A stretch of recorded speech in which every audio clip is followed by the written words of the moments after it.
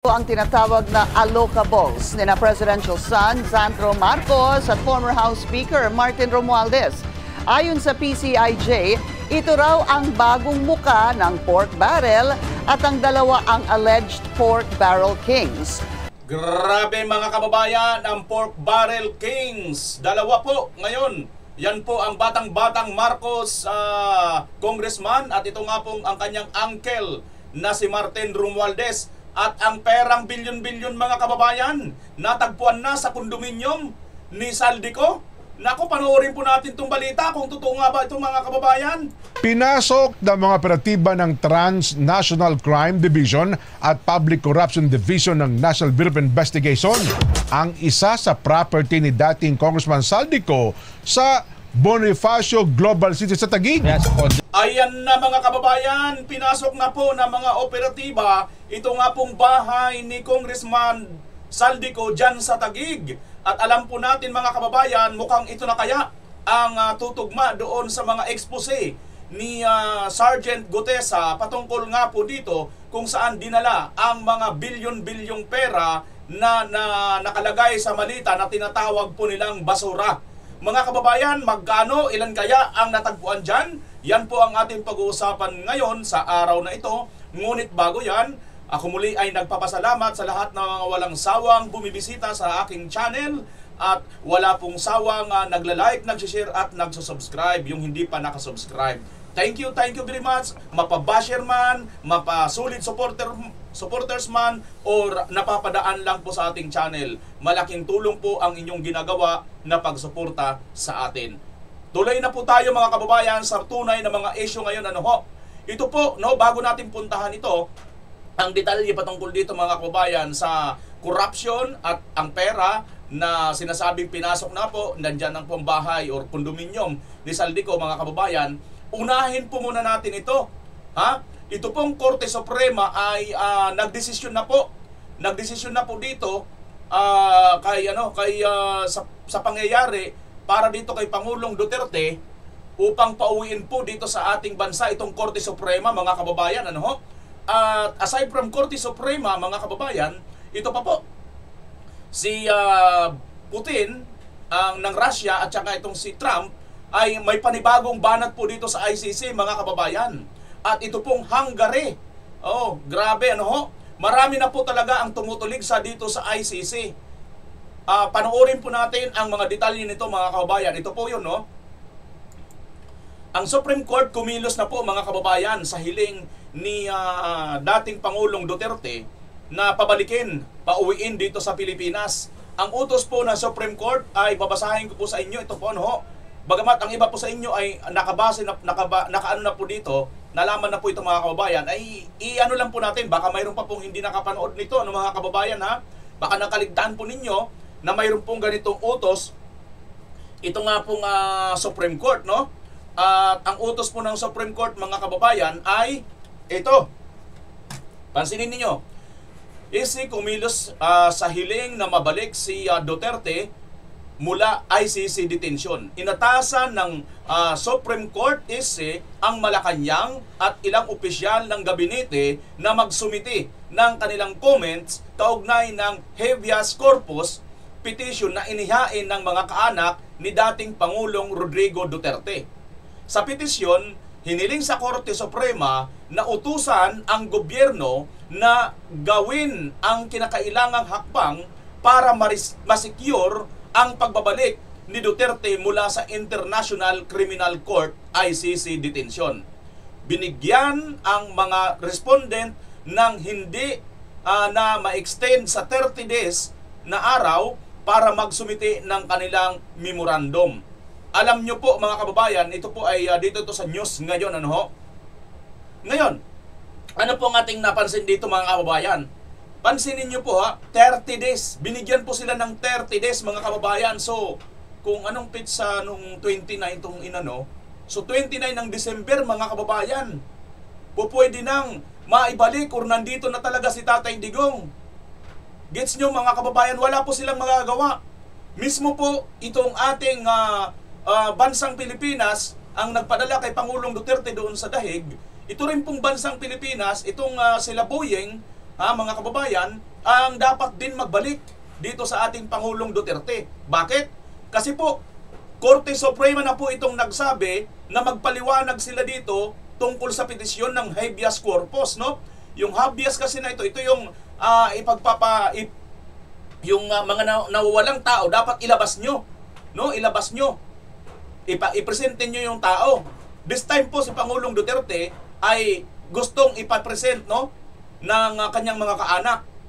At ito ngayon, pinagpapaliwanag itong mga gumawa kay Pangulong Duterte dito, mga kababayan.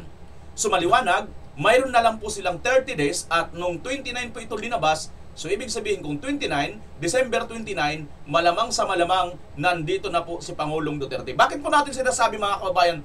Para bagang ang iba sa atin kasi nawawalan na lang ng pag-asa. Huwag po tayo mawalan ng pag-asa, mga kababayan. Hindi ko po kayo binubula, no? Kasi kung talagang susundin talagang batas, kung sinunod lang talagang batas nitong ating ni Marcos Jr. at nitong si Bindalo Rimulya, kung hindi lang nila binaluktot ang batas, hindi sana mapapadala si Pangulong Duterte doon eh. Wala naman pong marami pang pagtatalo at argumento dyan, mga kababayan. Kahit sino pang bobo at matatalino ng mga abogado, alam nila yan. Bindalo ang ginawa, binaluktot po nila yung tuwid na batas para po sumang-ayon sa kanila kasi baluktot, di ba? Pero pag tuwid ang batas, hindi po sasang-ayon sa kanila. Dahil ang matuwid na batas, nagsasabi, walang jurisdiction ng ICC, wala po tayong extradition treaty, kung ano pa man, marami pa kasing nilabag sila. Maliwanag, ang mga due process ay binaliwala nitong Marcos Jr. At sa pangunguna nga ni Boying Rimulya, mga kababayan. So ngayon, ito na, 30 days. Sa tingin nyo ba, may po-produce nila sa loob ng 30 days? May po-produce nila sa loob ng 30 days at masasabi nilang legal lahat ang kanilang ginawa? Kasi ayon sa ating batas din mismo, mga kababayan, at batas din ng ICC, dapat bago dalhin sa ibang bansa o dalhin doon sa ICC ang mga Pilipino, kinakailangan mo ng dinggin sa local court. Mayroon pa siyang ipipresent na local court? Wala. Mayroon siya, yung local Villamor Erbis Court. Yun lang may ipipresent niya. Tama, hindi? Pagkatapos nito, mga kababayan, aside from that, no, dito naman sa atin, extradition treaty. Ang problema, wala naman tayong extradition treaty doon.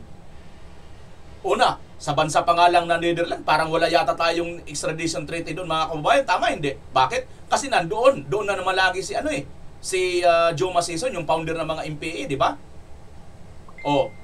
Yung ICC pa kaya na hindi naman yan bansa. Hindi naman yan state. So wala silang karapatan. Wala talagang extradition treaty ito. So, mapa-local court man natin at international court man ng ICC ang gamitin, wala po talaga dapat sanang nangyaring pagpapadala kay Pangulong Duterte. Kaya tayo po, positibo tayo na si Pangulong Duterte sa 29 nitong December, makakauwi na po sa Pilipinas. Kung agree kayo dyan, i-comment nyo dyan sa baba, mga kababayan. Kung hindi kayo agree, comment nyo rin po kung bakit. Panoorin nyo muna si Atty. Sal Panilo. Panoorin natin November 28, naglabas na po ang ICC ng kanilang desisyon denying yung request po ni former President Rodrigo Duterte for an interim release. My first question, ikinagulat nyo ba ito at anong reaction ninyo po sa naging desisyon po ng ICC? Hindi na po tayo nagulat doon sapagkat matagal ko na sinasabi na yung ICC, kung baga sa basketball, forcing through siya, pumasok siya kahit wala siyang jurisdiction. Madaling sabi, from the very inception, talagang gusto niyang ikulong at i-trial at i-convict itong si Presidente Duterte. Kaya pati yung mga pangangatwiro niya puro kabalbalan Like, for instance, sasabihin nila na hindi naman daw necessary na bigay siya ng release sapagkat daw yung kanyang circle of influence, considering na naging mayor siya ngayon, at niya vice presidente, madali sabi, baka daw yung mga testigo. Sabi ko, teka muna.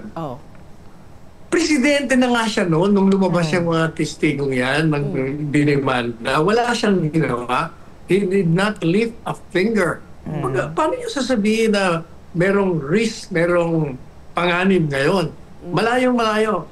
And then, sabi nila, isa pa, sabi nila, hindi naman nila naprobahan na unfit siya for trial. Travel. Sabi ko naman, teka muna, bakit siya magpo-prove na unfit siya for trial? He is in a contained, controlled environment. Wala siyang access dun sa mga pasilidad na mga test sa kanya na talagang kung anong sakit niya ba talaga. Ang meron noon ay ang ICC dapat noong pa, ginawa na nila yon. Tapos sasabihin nila, hindi mo naman naprobahan. Kayo ang dapat pagprobahan na fit for trial yung akusado. Kaya lahat yan puro kabalbalan ng mga katwiran nila. Talagang gusto lang nilang tuhugin itong si Presidente Duterte. At kasama ang gobyerno dyan. Kasapakat nila ang administrasyon. So, Attorney, you're saying politically motivated po itong ginagawa ng ICC sa ating dating Pangulo?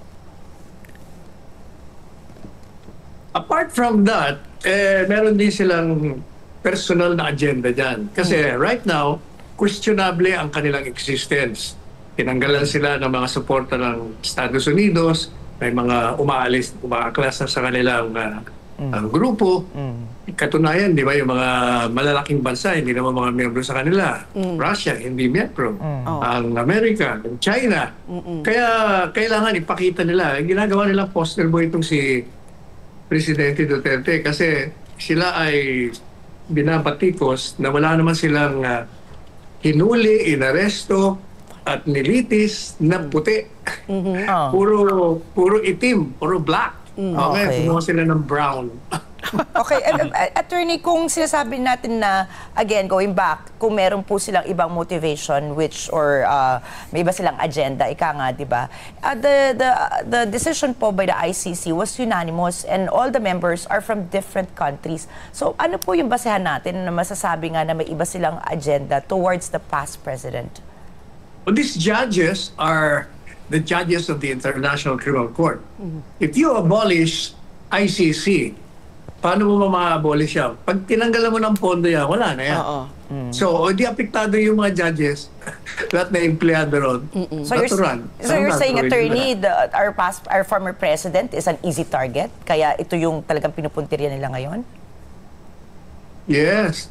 Paano? Di ba ang international media, pinaniwalaan nila yung ikinalat ng Rappler na 30,000 ang pinatay niya.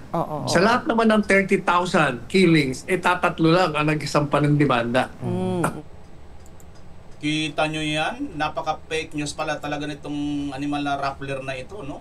Sipin nyo, ayon kay Attorney Sal Panilo, 30,000 daw ang pinaniwalaan nila dito sa report ng Rappler. Biruin mo 30,000 pero ang nagsampa lang, 3 lang. Tapos criminal against humanity na. Ay nako. Bobo lang talaga mga kababayan ang maniniwala dito sa mga ito, no? Mga kabubuhan lang talaga ang magpapaniwala dito. 'Di ba? Pero ganun talaga Hayaan lang natin sila kasi ganun talaga. Mga kababayan. Ganun talaga ang kanilang style, no? Pakinggan pa natin itong anak naman to ni Attorney Panilo din, Attorney Sal. Tuloy ang laban ng magkakapatid na Duterte para maibalik sa Pilipinas ang kanila. Di ba? Tama ang sinasabi ni Attorney Sal Panilo, ito ay poster boy. Para lang masabi na nagtatrabaho yung ICC, para lang masabi na mayroon silang kapangyarihan. Pero ang totoo ay hiram-hiram lang din at hindi sila magkakaroon ng kapangyarihan kung hindi makikipagsabuatan sa kanila yung bansa na nandoon. Kaya maliwanag dito mga kababayan, ako, ang assessment ko talaga dito, this is only political biases. Political agenda ang ginagawa nitong ICC at itong Marcos administration. Nagsabuatan lang po sila para yung ICC, makinabang sila. Siyempre, mayroon na silang nagiging importante na sila sa paningin ng mundo dahil mayroon silang hinawakang kaso. Pero mo ba naman, napakasikat ng Duterte, di ba? Hindi na presidente pero hanggang ngayon mataas pa rin ang ratings, mas mataas pa sa presidente. Saan ka nakakita nun, di ba? So dito inggit na inggit sila. Speaking sa ratings mga kababayan, mamaya mayroon tayong papakita sa inyo latest ratings at talaga naman grabe ang latest ratings na ito. Kahit magpatong-patong pa pala sila talaga, kaya galit na galit sila sa mga Duterte. Ilang ama na si FPRRD. Yan ay kahit tablado na ng ICC Appeals Chamber ang request for interim release ng dating Pangulo. Narito ang agenda report ni Attorney Karen Jimeno. Walang epekto sa habeas corpus petition na inihain ng kanyang mga anak sa Supreme Court ang pagbasura ng ICC Appeals Chamber sa interim release ni FPRRD. Ito ang posisyon ni Attorney Salvador Paulo Panelo Jr. sa panayam sa At the Forefront ng Bilyonaryo News Channel. Siya ang abogado ni Kitty Duterte. If at all, if the ICC had granted interim release to the president, maybe that changes the calculus of the Supreme Court in how to address the habeas corpus petitions, but since he still remains in custody and he wasn't granted release, then for us, the petitions for habeas corpus should still be resolved. Suspetsya rin ni Panelo, sadyang ibinunyag ni Ombudsman Jesus Crispin Remulla ang umano'y ICC arrest warrant para kay Senator Ronald Bato de la Rosa para maiwasan niya ito. Pero hanggang ngayon, hindi pa kumpirmado kung may arrest order na nga ba para sa senador. I think that Ombudsman Remulla disclosed that information about the ICC warrant because he wanted Bato to hide. Because I don't think they want to do the same thing that they did to PRRD. They're projecting that it was legal and everything, but I think they announced this precisely so that Senator Bato could exhaust his remedies. Naniniwala din si Panelo na kung gugustuhin, kayang ibalik ng gobyerno sa Pilipinas ang dating Pangulo, gaya na nangyari sa dating mambabatas na si Arnolfo Teves. Si Teves ang utak umano sa pagpatay sa political rival na si former Negros Oriental Governor Roel Digamo noong March 2023. They used the entire government machinery to bring PRRD to The Hague, so the expectation is that they should exercise or exhaust all of this machinery to bring him back. Yeah. And in terms of capacity, we've already seen that they can bring home somebody like Congressman Teves, who had a pseudo asylum in Timor-Leste because the Court of Appeals there rejected our request for extradition. Nag-file ng urgent motion sa Supreme Court ang kampo ng mga Duterte para maresolba kaagad ang habeas corpus petition at maibalik sa Pilipinas si FPRRD. Bilang suporta dito, tinukoy ng petisyon ang sikat na kaso sa Amerika ng Noem versus Abrego Garcia na nadesisyonan nitong 2025. Sa kasong ito, isang US resident ang pilit na dinala sa El Salvador bilang bahagi ng migrant crackdown ni President Donald Trump. Nakulong si Garcia sa isang maximum security prison. Bilang tugon sa petisyon for habeas corpus, inutos ng Maryland District Court sa mga opisyal to facilitate and effectuate the return ng biktima sa Estados Unidos. Para kay Attorney Panelo Jr., pinapatunayan ng kasong ito na may kapangyarihan pa rin ang Korte Suprema na magbigay ng habeas corpus relief kahit inalis na sa bansa ang taong nais ibalik sa Pilipinas. Dagdag niya, ang Bill of Rights at ang Writ of Habeas Corpus ng Pilipinas ay hinango mula sa US Constitution. Para sa agenda, Attorney Karen. Ayan mga kababayan. So, patungkol naman dito kay Senator Bato, ganito rin ang kanilang pinatutunog. Ay iwan ko lang mga kababayan, sa tingin kasi ni Remulla, kaya pa nilang mangyari uli yon dito kay Senator Bato, yung ginawa nilang pangingidnap kay Pangulong Duterte. This case kasi, si Senator Bato, kahit papaano, isa rin po siyang chief of police, alam din po niya yung mga intelligence, siguro naman, katulad ni Senator Lacson, nakapagtago din, di ba? Hindi rin basta nagpahuli yun. Mas matindi pa nga dito, yung ni Senator Lacson, kaso, di ba? Pero despite of that, hindi po nilang nahuli si Senator Lacson, mga kababayan. Ngayon, ito na. Si Senator Bato naman, parang feeling ko lang mga kababayan, siguro baka nga totoo, mayroon talagang warrant. Kasi ayaw din kumpirmahin ng ICC at mga naririnig natin, mukhang itatago daw talaga yan para surprise, no? Pero sabihin na lang natin totoo. Hindi kaya para maimpurmahan na rin si Senator Bato na magtago ka na lang.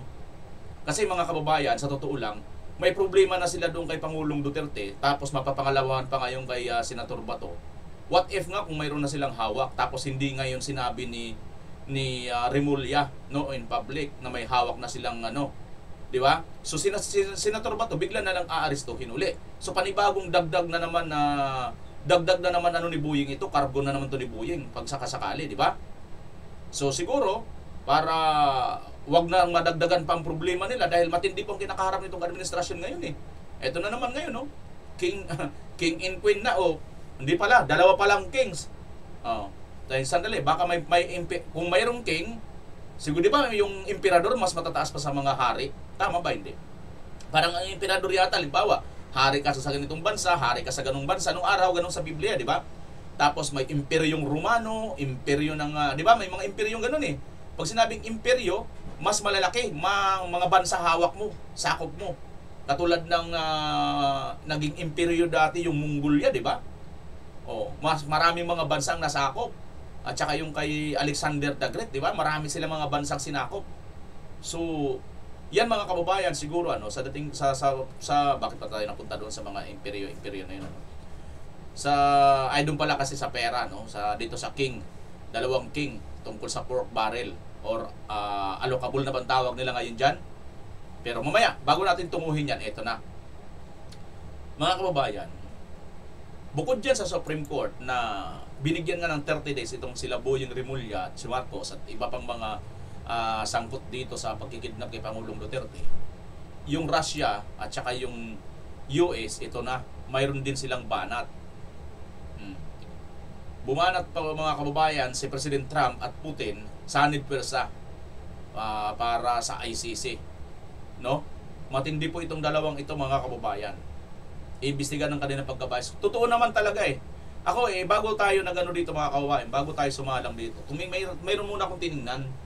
Nag-google muna ako at nag-google ko nga, marami talaga ang mga mababasa mo online na ang ICC talaga ay kitang-kita yung kanilang paggabayas, tapos ang bansa lang na kanilang pinoprosecute or kinakasuhan, ang kayang-kaya lang nila, katulad po ng Africa.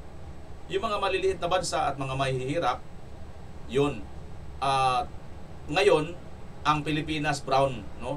Yung mga Asian, African, kasi medyo tayo yung mga nasa mababang uri kung pagdating sa discrimination ng mata ng mga matataas na uri ng paningin ng mga taong mga high-headed katulad ng mga European, itong mga puti, mga kababayan. Ganun talaga eh. Ganun sila napaka high-headed nila ba? Mataas ang tingin nila sa sarili. Pero nakakaligtaan kasi nila na nasa mayroon na tayong ngayon na anti-discrimination. Wala na tayong discrimination kasi nga pantay-pantay na tayo kaya nga mayroon ng human rights eh. Pero makikita mo mga kababayan, news online, talagang wala talaga. Itong ICC, obvious na po ito. At valid po yan hindi po yan basta opinion lang. Valid po yan. Marami na po talaga ang mga nakapansin at pumupuna dito sa credibility nitong ICC. Kamukha sa atin, ang rason natin mga kababayan, sila mismo mayroong tinatawag na Rome Statute na sinasabi doon, bago dalhin yung isang tao papunta sa kanila, ay kailangan mo na dumaan sa local court. Wala naman local court tayong nakita dahil nandoon po tayo hanggang gabi nung si Pangulong Duterte ay kanilang kidnapin papuntang Dahig, di ba? Bilyamor lang po mula doon sa NAIA. In-over po natin ang live yun, kaya alam po ng mga kababayan natin. Now, yun yung mga magpapatibay kasi nga, despite na hindi yun dumaan dito sa local court, tinanggap nila. So, ibig sabihin, tinanggap nila ito ng illegal. So, aasa ba tayo ng legal din ang kanilang gagawin? Illegal na rin yun, di ba? Walang credibility ng legality ang kanilang gagawin kasi sila mismo ang sumisira ng sarili nilang batas. Sabi nga ng di ba? Ikaw nagsasabi na may puwing ka sa iyong mata, sa iyong mukha, tanggalin mo muna yung malaking tahilan na nasa mata mo. Di ba? Parang ganun ba? Kung sabi nga ng kanta, yung kung ano ang hindi mo gusto ay huwag mong gawin sa iba. Ano pa ba yun? Basta may mga ganun-ganun something, di ba mga kababayan? So itong ICC, wala eh. Hanggang kaya lang nila, katulad nga nitong Africa at ngayon itong Brown na sinasabi ni Attorney Panilo. At ito pa, bukod pa dyan mga kababayan, itong bansang bansa, malaki rin po ito. The ICC is no longer impartial court, not a court of law, but a political court. I am convinced that this otherwise important international judicial forum has been degraded into a political tool with which we cannot and do not want to engage. Prime Minister Viktor Orban ng Hungary, mga kababayan. Ayan o, Hungarian President or Prime Minister si Viktor Orban ang nagsasabi na ang ICC ay political court, not international court, political court. Kung sino lang yung kalaban at kakampi nila, yun lang ang papanigan nila. Ang kalaban nila, yun ang mapapersecute, yun ang kanilang lalapatan ng matinding mga batas at parusa nila, mga kababayan. Ganyan po ang katotohanan dito sa ICC. At napakarami na po nito ang mga nakakita at nakapansin po nito, mga kababayan. International hindi lang po just sa Pilipinas. May mga report po, mga kababayan, no? May mga reports po from UN, Rapporteur, at saka EU, African Union, mga kababayan, pinakamatigas na kritiko ng ICC sa maraming summit mula 2014, 2022, sinabi ng EU na ang ICC ay unfairly targeting African leaders, a tool of Western powers, a court that undermines African sovereignty. Mahigit 30 African heads of states ang lumagda sa deklarasyon na ang ICC ay selective at hindi nag-iimbestiga ng crimes ng mga Western countries. Kaya maraming bansa ang nagbanta o tuluyan nag-withdraw o mag-a-attempt. Yan po, mga kababayan, sa mga African, African Union, International Law Scholars, Human Rights NGOs, Government Reports, UN Debates. Mga kababayan, di ba? Ito, bottom line, hindi tayo nagkakamali. Ang bias ng ICC toward small weaker states ay matagal nang dokumentadong isyo. Kahit mismong former ICC judges at prosecutors ay umaamin.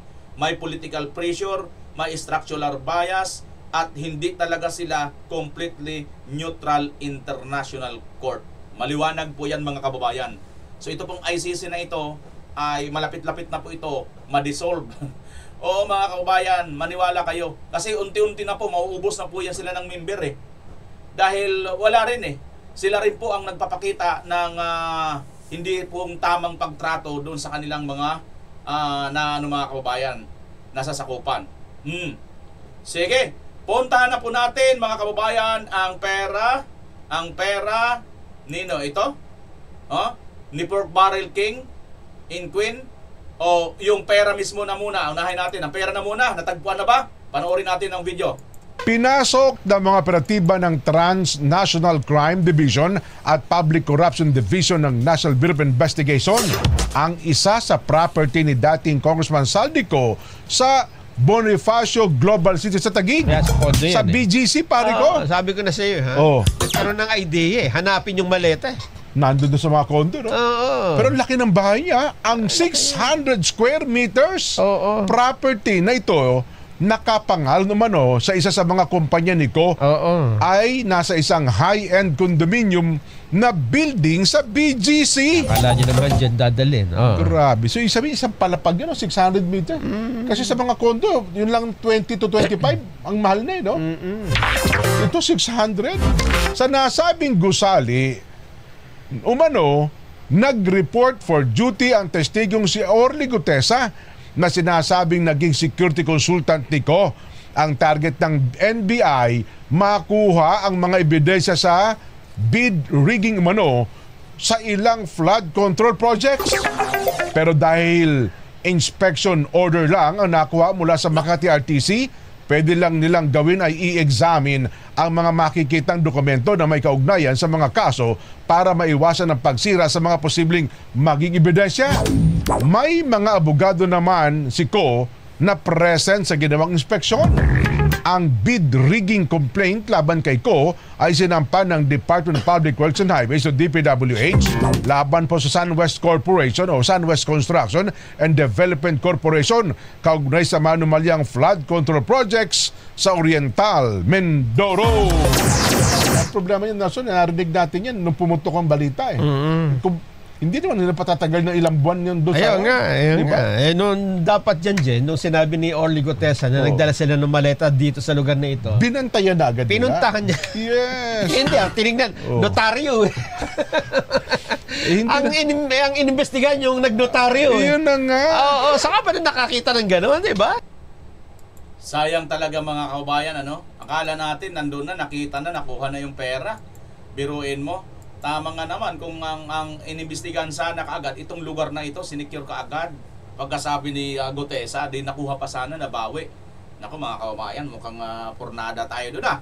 Teka nga, baka nandito sa kanila mga kababayan, tingnan natin, baka nandito yung pera na yun, hanapin natin. Sabay-sabay natin panoorin. Si Mr. King and Queens. Umabot sa 30 bilyong piso ang tinatawag na allocables ni na Presidential son, Sandro Marcos at former House Speaker Martin Romualdez. Ayon sa PCIJ, ito raw ang bagong muka ng pork barrel at ang dalawa ang alleged pork barrel kings. May sagot naman ang Malacanang dito. Ang detalye sa agenda report ni Ivy Reyes. May tiwala ang Pangulo sa anak niyang si House Majority Leader Sandro Marcos na kaya nitong tugunan ang mga kwestiyon laban sa kanyang allocable projects sa 1st District ng Ilocos Norte. Ang allocable ay termino sa DPWH na nangangahulugan na automatic funds sa ahensya para pondohan ang mga infrastructure project na nakatuon sa social development. Sa isang report ng Philippine Center for Investigative Journalism o PCIJ, napag-alaman na top 1 and 2 sa listahan na may pinakamalaking allocables si Congressman Sandro at si presidential cousin and late 1st District Representative Martin Romualdez. Ayon sa PCIJ, sa 1.2 trillion peso allocables mula 2023 hanggang 2025, 15.8 billion pesos ang napunta kay Congressman Sandro at 14.4 billion pesos naman kay Congressman Martin. Alam naman po ng Pangulo na alam ni Congressman Sandro Marcos ang kanyang ginagawa at alam niya po kung paano ito sasagutin.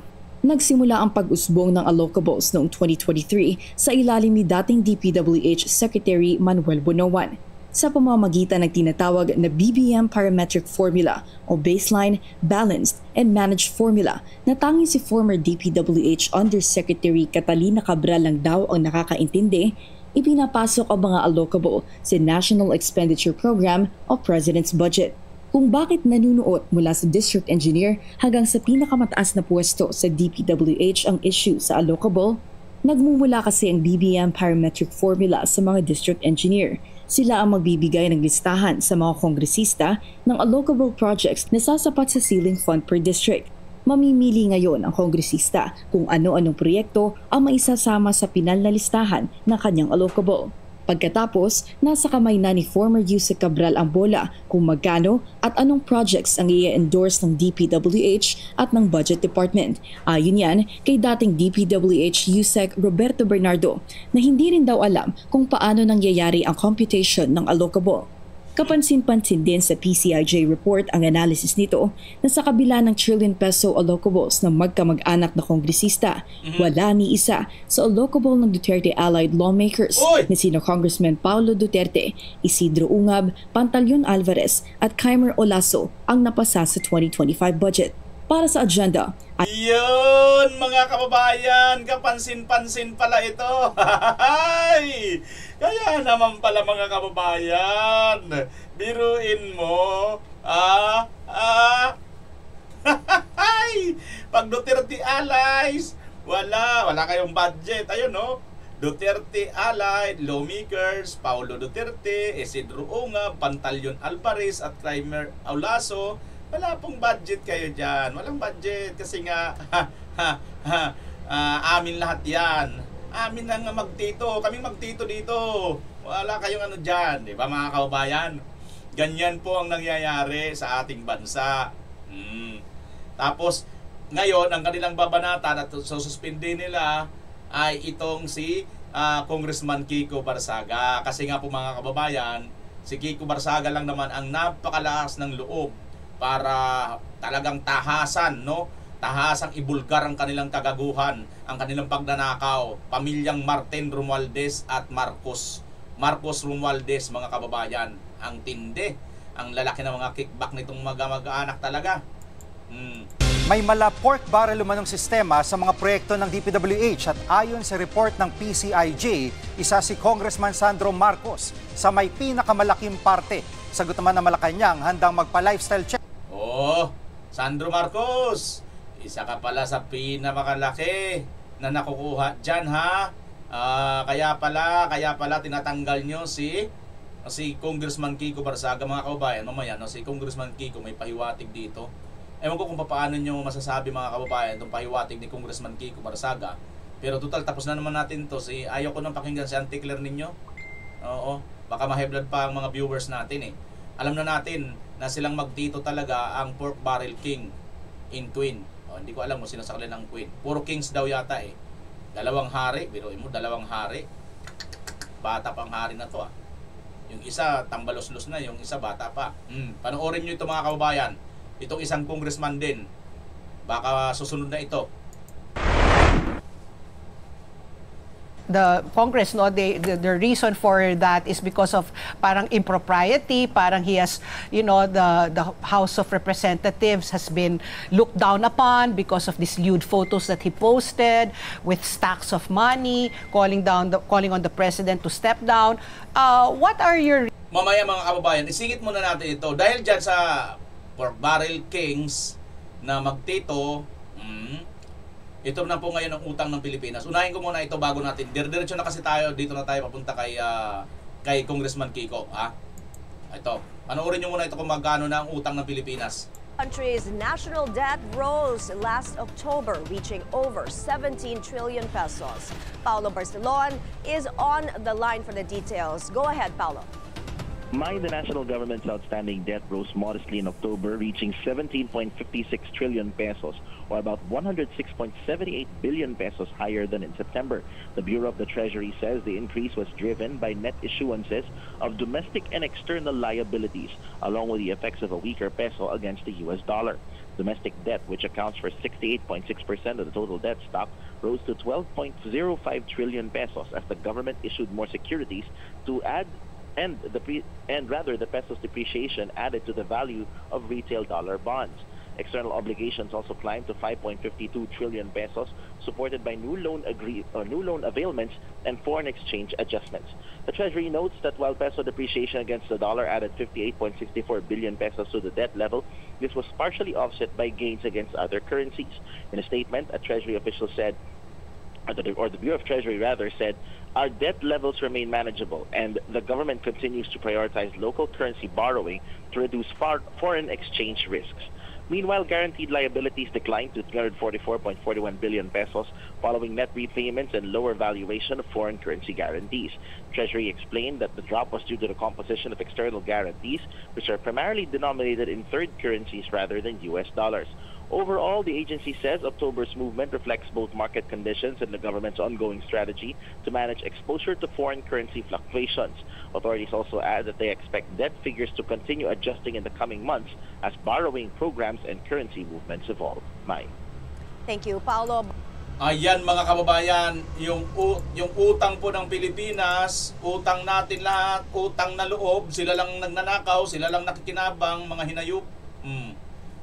Ay 17.6 trillion na po, mga kababayan. Walang pandemic, walang project, pero tambak-tambak ang pagnanakaw.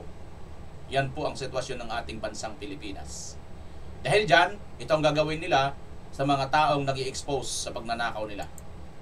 Reasons for voting no. Why are you against the majority po? Like I said, we shouldn't be doing this before holding to account those who have been alleged of corruption not only outside of Congress but in Congress. And yung ikinagalit ko po ay yung mga may allegations of corruption mismo, yung bumoto para isuspend si Congressman Barzaga. Parang normal lang na andun lang sa loob ng Kongreso pinag-uusapan pa paano kumita sa mga projects ng DPWH. At parang hypocritical ang Kongreso na tayo po ay nag-aakusa na nakakahiya si Congressman Barzaga, pero sa tingin ko mas nakakahiya po ang mga sangkot sa korupsyon ng mga kasamahan natin. You mean to say, my follow-up question, sorry Ricky, I mean to say despite this flood control scam and so many people are being investigated on, pinag-uusapan pa rin kung paano kikita sa loob ng Kongreso? Hindi pa sila natatakot? Definitely po. At kaya gustong-gusto ng mga iba pa nga ngayon na palakihin pa ang budget ng DPWH sa kanilang mga distrito. Kasi tuloy-tuloy pa ang porsyentuhan sa mga proyekto ng DPWH. Can I just say one word? Audacity. Oo nga eh. Ang lakas naman ng loob. Akala ko, di ba, slinash nyo na nga yung budget rin ng DPWH? Ang balita nga daw po, gustong ibalik. Ibalik? Balita. Pero nasa Senado na ngayon eh, di ba, yung budget po? Opo, pero magkakaroon ng BICAM pa. At yung Senado kasi is sinilnash yung budget. Yes. So, gusto ng Congress itaas muli. At ang dahilan, I guess, is because pasabog yan, Kong, ha? Oo, pasabog yan, Kong, ha? to have a DPWH budget. Kong, I'm just curious, I'm sure lahat din ng mga nanonood sa atin, can you walk us through kung ano po yung proseso ng Ethics Committee? Paano nyo po sinabi kanina, kasi sinabi nyo, minadali siya kaya nakakagalit. Paano nyo po sinabi minadali? Ano po ba yung tamang proseso ng Ethics Committee ng Kamara de Representantes? Meron silang committee report that was given to us in my Viber thread 4:18 p.m. right before the vote was going to start. And Congressman Toby Chanco asked for interpellation, which was not granted. So there's basically no debate on the matter. And sa totoo lang naman po, hindi naman din sang-ayon ang karamihan ng mga to kahapon sa ginawang ito. Pero parang napipilitan lang din ang mga miyembro ng mayorya na ayon sa anuman ang boto sa kanila. Approve ng majority sa atin. Pero ang nakakalungkot lang po ay inuna ito amid all of the other issues that could instead be tackled in Congress, because October 13 was the last day in Congress that we had this high attendance for the approved budget. And then we were told to attend this afternoon, being told what it was for. Akala ko napaka-importanting bagay. Yung kailangan kasi ng 2/3 vote para mag-suspend ng member. So it shows the priorities of Congress. Sinasabi kasi ng iba, bakit sinasabi ko na dapat yung mga korap ang investigahan, hindi sabay. Hindi ko sabay kasi ngayon lang nagkaroon ng ganitong karaming mga miyembro ng Kongreso na pina-attend ng Kongreso. Kasi tungkol naman sa corruption investigation, pag tungkol sa reforma ng DPWH, wala naman pong ganitong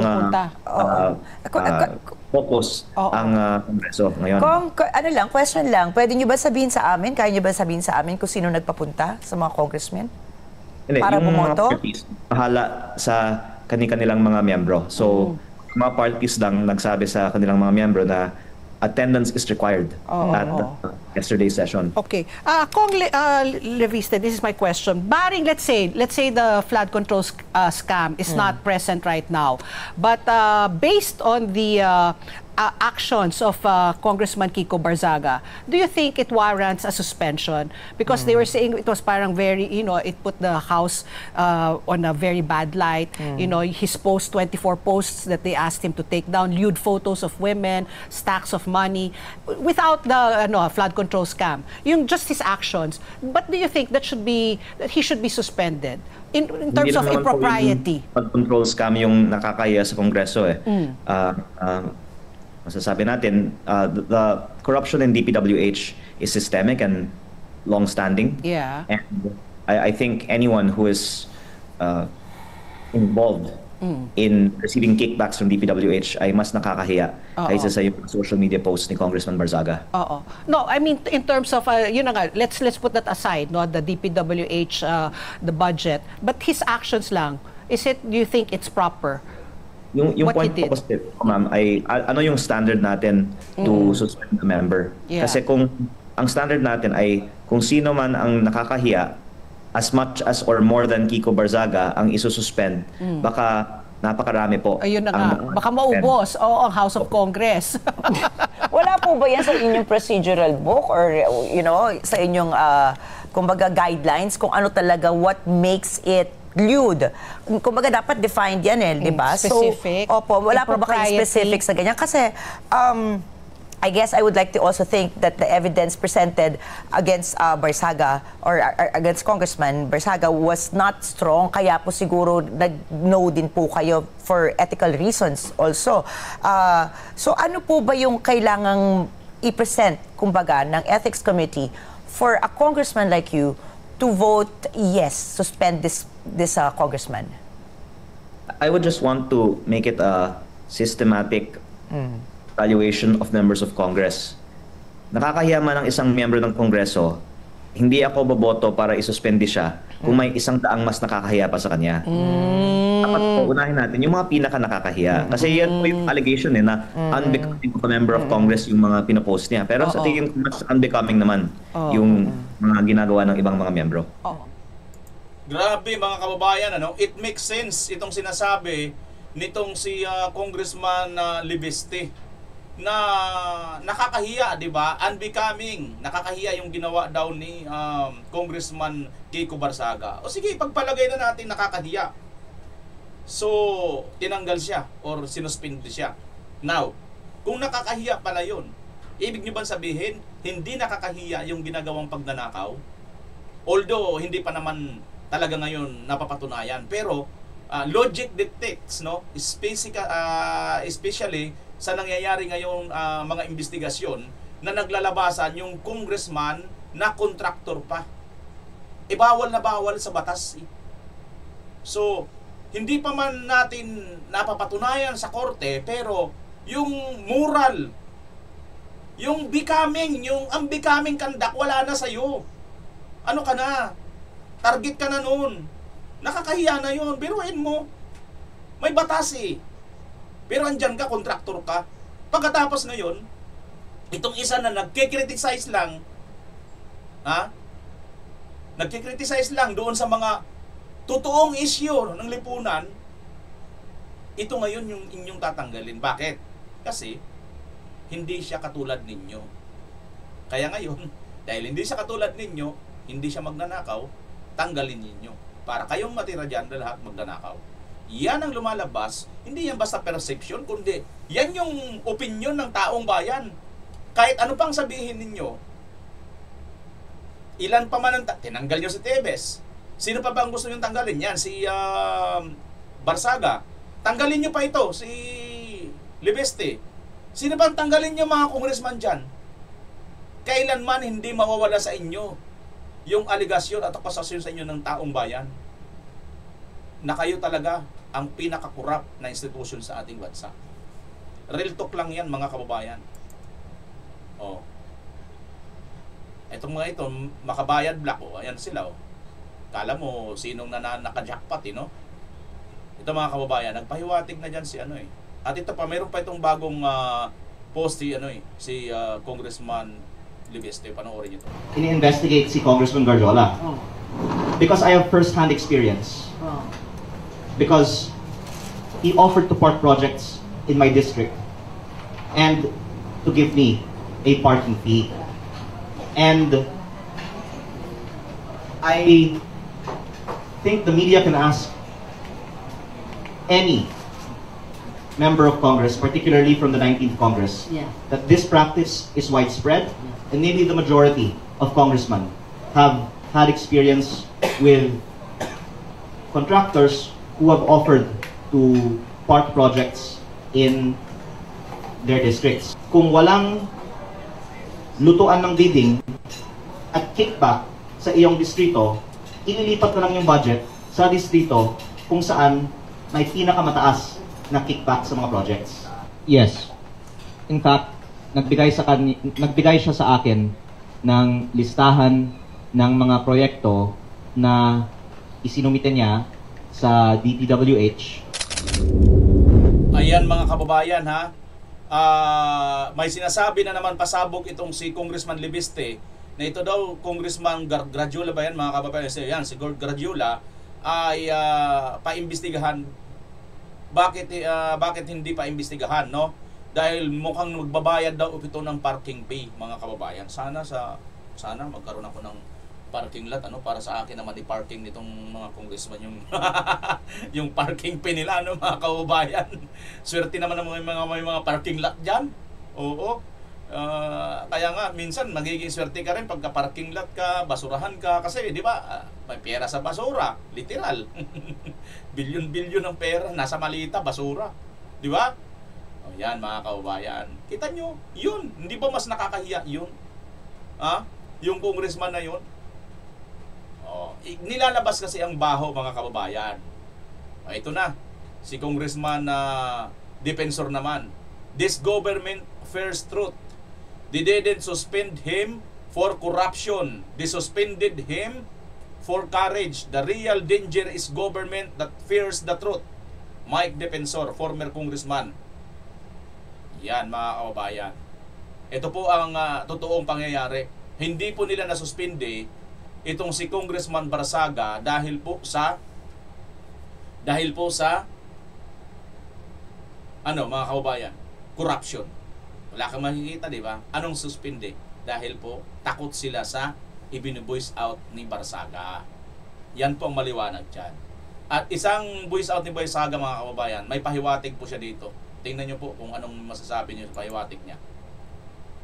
President Marcos Sr. downfall did not begin until the death of Ninoy Aquino.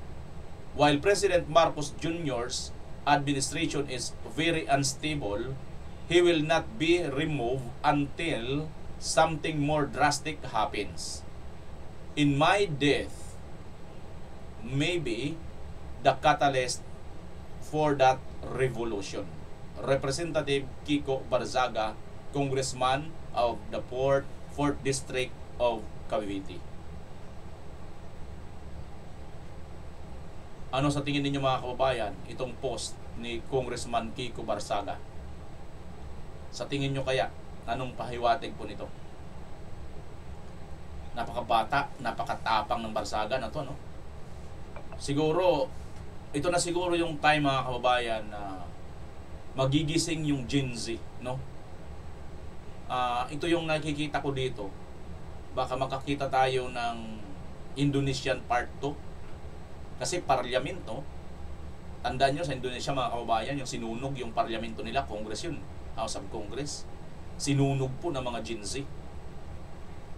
Paano kaya, mga kababayan, kung itong Gen Z na to ang mapukaw nila dito sa Pilipinas?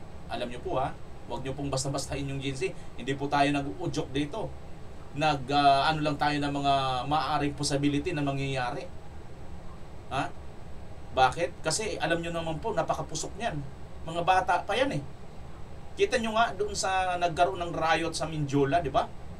Itong mga bata, ay sus, Maria Jose, 8 years old, 9 years old, may mga hawak na, ano tawag doon sa sinasabi nila? Molotov.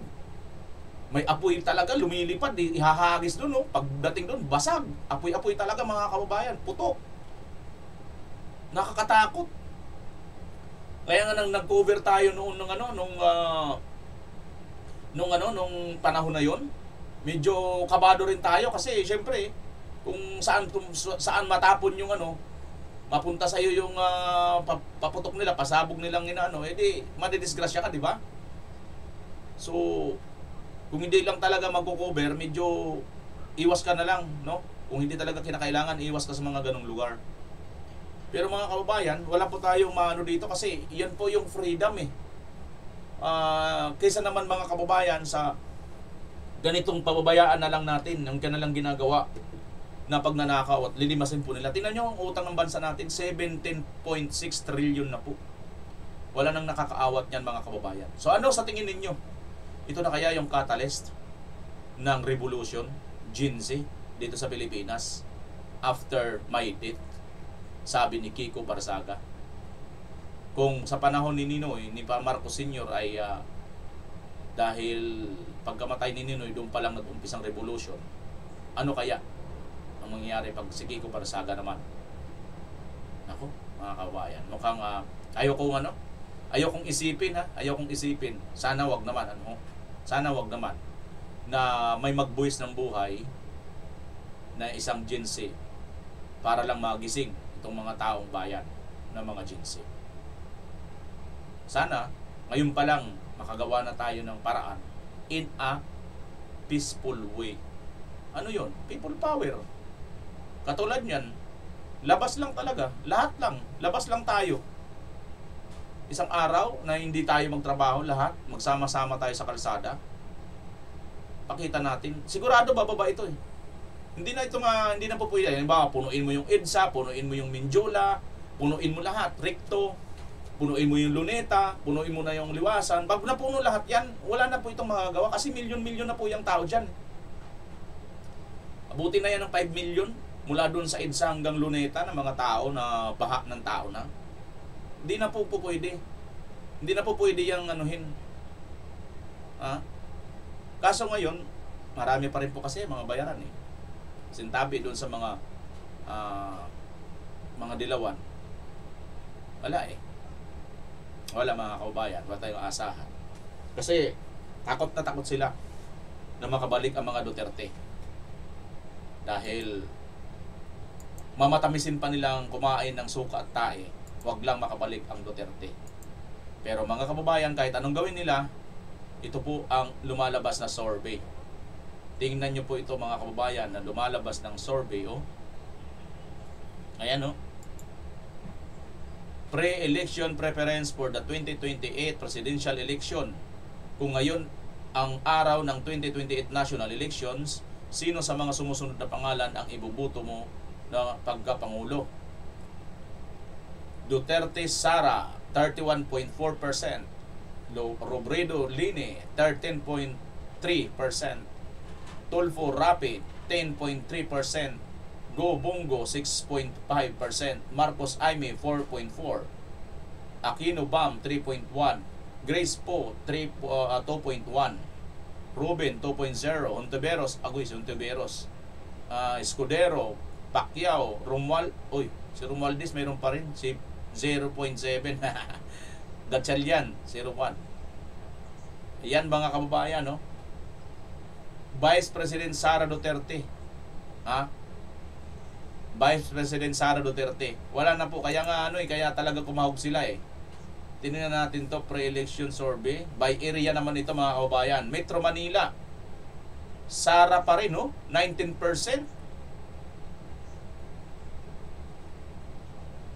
Ayan, no?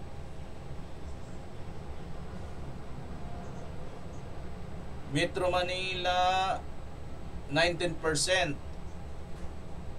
20% unsure. Visayas, 31%.